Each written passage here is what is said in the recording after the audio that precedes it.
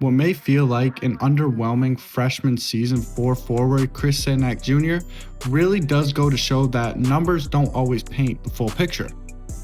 Oftentimes we see these highly touted high school prospects go to these blue blood programs and not perform at the same level that they did in high school. And in a lot of cases, that's because they are playing within a system. And playing under a coach like Kelvin Sampson, that's something that a player just has to accept. We can see players not put up these huge numbers in college, but by the time they get to the NBA and they're in their second, third, fourth season, you say, wow, why didn't I know more about that guy when he was in college? Cenac, I believe, is going to be a great example of this. He has all the physical tools and he showed flashes while in college of being a really good NBA player and eventually becoming an asset to an NBA team that is competing to win games. As you can see from his pie chart, he has an extremely well-rounded game. A majority of his scoring comes from the post, but you can also see that it's pretty equal around the rim and the perimeter. And in the year 2026, going into this draft, that is definitely some qualities that NBA teams look for. They want those versatile players that can do a bunch of different things on the floor.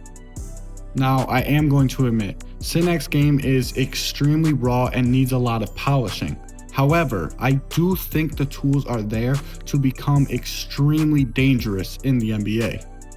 From this bar chart, you can see that Cenac's offensive game does lack a little bit of polish, but he does provide offense in a few different categories. A lot of it is off the rebound and scramble, but a lot of it is also in that pick and pop situation.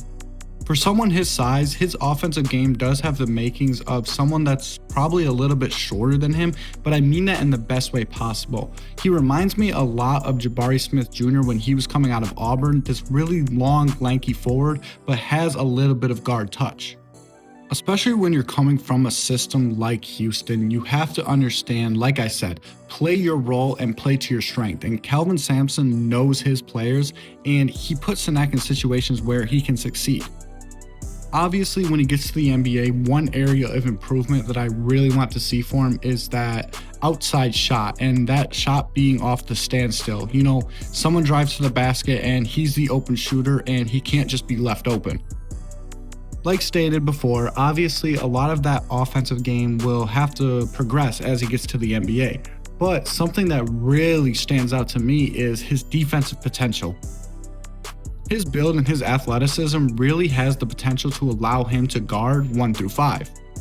And I think that versatility is really what has him high on these draft boards for a lot of teams, and why there's a strong chance that he sneaks into the lottery at the very end or right outside the lottery.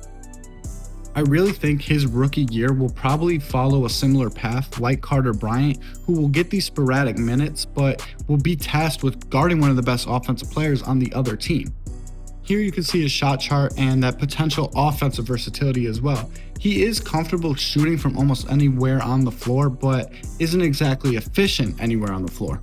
One place that he is efficient is at the rim, and that's because of his athleticism. I really don't think he should worry himself too much with hitting those top of the key threes, but needs to focus on those slot threes and the corner three especially. If he can become one of those bigs that is a threat from outside and inside, that opens the floor for everyone else on the team, because the defense has to worry about him rolling to the basket for a lob or a pocket pass layup, or they have to worry about him doing a pick and pop.